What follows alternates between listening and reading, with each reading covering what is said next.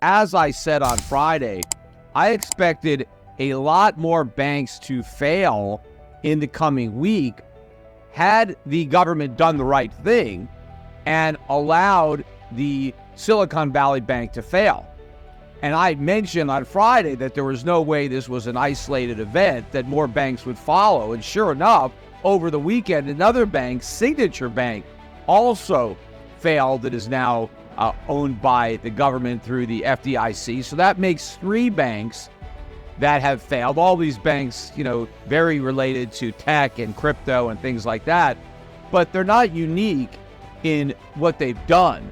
There are so many other banks that are in trouble or were in trouble until this massive bailout was announced on Sunday evening, about a half hour after the futures market started to open. So really that was their goal, right? They wanted to get this under the wire.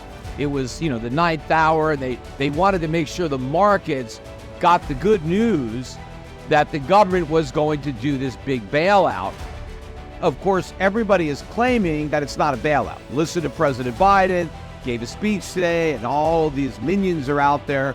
Oh, this isn't a bailout. Nobody's getting bailed out. This isn't like 2008. Nobody wants to admit it's a bailout because obviously the bailouts were not popular. And so they want to distance themselves from that language. But this absolutely is a bailout. And also you got Joe Biden today saying, don't worry, the taxpayers aren't going to pay anything for this bailout. Okay, well then where's the money going to come from? The man in the moon? Of course the taxpayers are going to pay, but they may not pay in the form of taxes because nobody has the integrity to actually raise middle-class taxes. But that doesn't mean the taxpayers are going to get away with this. They're going to pay for it. It's just that they're not going to pay for it with higher taxes. They're going to pay for it with higher prices. Now, they also might have higher costs when it comes to their checking account or using their bank, but that's going to pale in comparison to the explosion in the overall cost of living. The bailout is being paid for by inflation.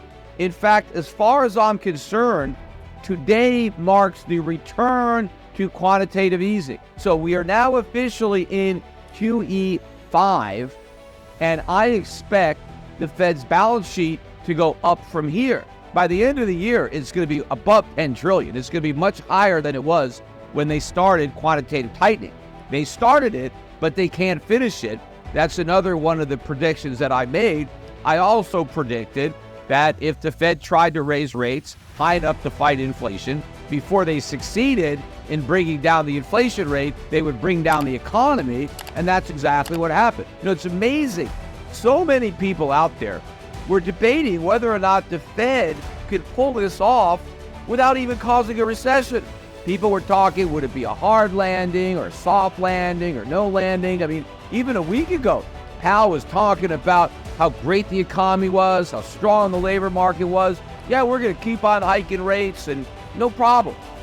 Well, I said, not only was everybody wrong, not only could the Fed do this and avoid a recession was inevitable. What I said, it wasn't going to be just a recession. I said the only way the Fed could succeed in attempting to bring inflation down anywhere near 2% is by creating a financial crisis. So it wasn't just that we were going to have a recession, we were going to have another financial crisis. And I also said that the financial crisis that the Fed was going to create this time would be worse than the one that it created in 2008. And that's exactly where we are. I said, if the Fed did the right thing and just let these banks fail and let all the uninsured depositors lose their money, which is 95% of the depositors of these banks were uninsured. These are huge deposits from major corporations, very sophisticated investors had a lot of their money in this bank, and they were going to lose it, a good portion of it. Now they're not. Now Biden is making a big deal, and the Fed is saying, well, it's not a bailout because we're not bailing out the management of the companies. They're losing their jobs. We're not bailing out the stockholders. They're getting wiped out. They're losing all their money. Yes, that's true. There's a small number of people who are not participating in this bailout. But there's a lot of people who are getting bailed out, starting with the customers of the bank. They would have lost money, but now they're not going to lose money. Why? Because the government is going to make up their losses. So somebody's got to pick up the tab for that. Now, a lot of people might think, well, the customers, it's not their fault. Why should they lose money? Well, they made the mistake of putting their money in this bank knowing that their deposits were not insured. I'm not talking about mom and pop who had $50,000, $100,000, even $250,000 in the bank. They were going to get paid anyway because they had the FDIC insurance.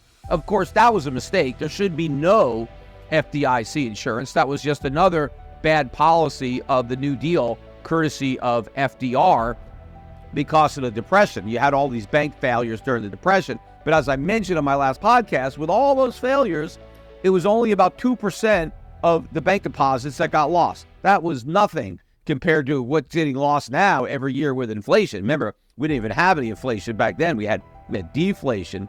But at least the guys down in the 30s, the congressmen that were around back then, and Roosevelt, at least they had the good sense of having a limit on the coverage. Because what they thought was, the average guy, the butcher, the baker, the candlestick maker, he's not sophisticated enough to know the good banks from the bad banks. So we just want to say, look, any bank that you put a little bit of money in, don't worry, it's safe. The government's going to guarantee it.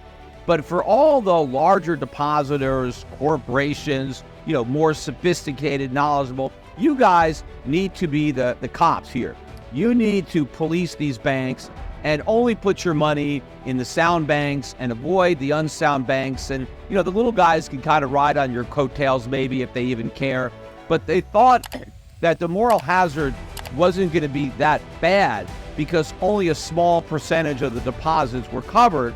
And they thought that the broader non-insured deposits would make sure that the banks competed on soundness, on safety, and not just, who had the highest yields. Well, now what the government has done, and I talked about this on the last podcast, is they have removed that. And in fact, the $250,000 limit, which was in effect, went into effect in 2008. During that financial crisis, the government just unilaterally increased the deposit insurance from $100,000 to $250,000. Well, this financial crisis is already so much worse than that one that they've taken the $250,000 and they've made it unlimited. Right now, it doesn't matter because they've just set the precedent. I know they haven't codified it into law, but they've just set the precedent of bailing out the depositors of these two banks. And so now I'm sure that equal treatment under the law, pretty much every major depositor at every bank now assumes that their deposits are insured.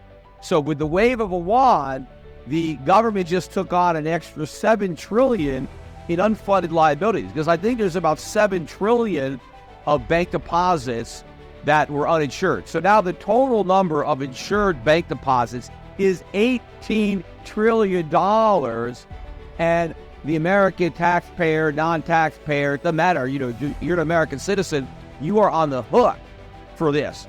Because let me explain what the Fed is doing. And contrary to the way it's being portrayed in the media, it is a big bailout and it's going to cost everybody a lot of money. Again, the way the costs are going to be socialized throughout the population is through inflation.